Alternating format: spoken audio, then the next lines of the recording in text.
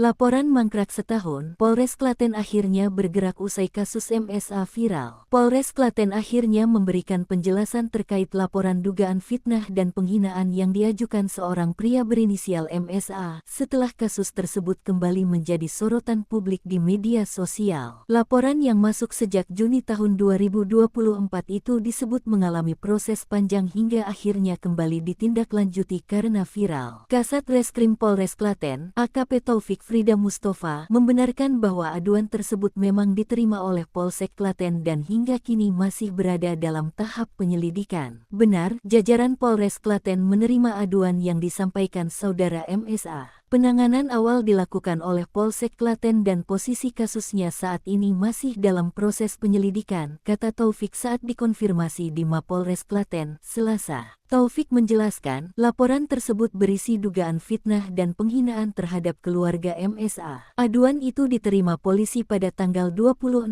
Juni tahun 2024 dan sejak itu penyidik telah melakukan rangkaian langkah pemeriksaan. Kami berkomitmen melakukan penyelidikan sampai ditemukan kekuatan hukum atau tercapainya kepastian hukum, ujarnya. Dalam laporannya, MSA menyebut terlapor masih memiliki hubungan keluarga dengannya. Dugaan fitnah itu disebut terjadi saat proses persidangan perdata pembagian waris di Pengadilan Agama Klaten. Terlapor masih satu keluarga. Dugaan pemfitnahan itu terjadi dalam persidangan perdata terkait pembagian warisan, jelas Taufik. Polisi menyatakan sudah memeriksa 11 saksi, termasuk meminta pendapat dari ahli pidana serta ahli bahasa. Gelar perkara juga disebut telah dilakukan dan perkembangan penyelidikan telah disampaikan melalui SP2HP.